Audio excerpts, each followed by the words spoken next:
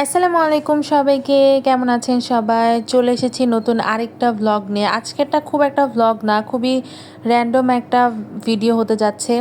আজকে আমি অনেকদিন পর রান্নাবান্না করছি, সেটা হচ্ছে পুঁই শাক দিয়ে আর ডাল দিয়ে আলু দিয়ে একটা মিক্স ভেজিটেবল করেছিলাম।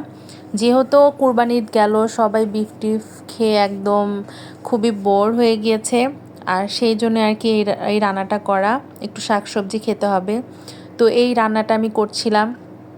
আর যেহেতু এখন আমার ভার্সিটি খোলে নাই, সারাদিন বাসায় থাকি অ্যান্ড খুবই বোর ফিল করি, অ্যান্ড দ্যাটস ওয়াই হচ্ছে একটু রান্নাবান্না করতে গিয়েছিলাম।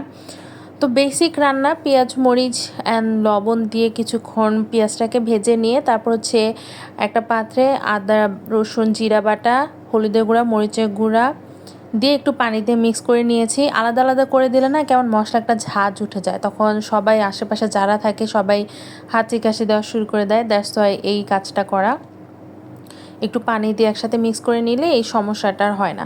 তারপর মশলাটা একটু সুন্দর করে কষানোর পরে যখন একটু তেল উঠে যাবে মশলা থেকে আলাদা করে, তখন আমি এই যে ডালটা ভিজিয়ে রেখেছিলাম, ধুয়ে সুন্দর করে একটু ভিজিয়ে তারপর একটু একটা ছাঁকনিতে রেখে দিয়েছিলাম ঝরানোর জন্য, দেন সেটাও দিয়ে দিলাম। এখন ডালটাকে সুন্দর করে মশলার সাথে কষিয়ে নিব যতক্ষণ না ভালোভাবে মশলার সাথে ডালটা একদম মিক্স হয়ে যাচ্ছে।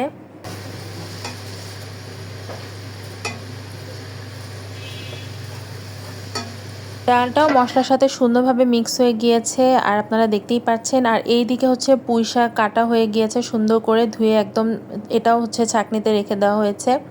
আমি পুঁই শাকের সাথে হচ্ছে 2টা বড় সাইজের আলু মাংসে যেভাবে দেয় সেইভাবে কেটে নিয়েছিলাম। এখন সেটাই দিয়ে কিছুক্ষণ নাড়াচাড়া করলে হয়ে যাবে। দেন অপর সাইডে আমি হচ্ছে পুঁই শাক ডালটা হতে দিয়ে আমি এখানে হচ্ছে ফুচকা বানাবো আজকে। তো ওটার জন্য ফুচকার ডাল আর হচ্ছে আলু সিদ্ধ করতে দিয়েছি। হয়ে যাওয়ার পরে আমি এখানে বাহির থেকে যে ফুচকার পাঁপড়গুলো কিনতে পাওয়া যায় সেইগুলো এখন ভেজে নিচ্ছি। যেহেতু এবার ঈদে ফুচকা খাওয়া হয় নাই, আর আমার ফুচকা এত পছন্দ, সো আমি নিজেই বানিয়ে নিলাম এইখানে।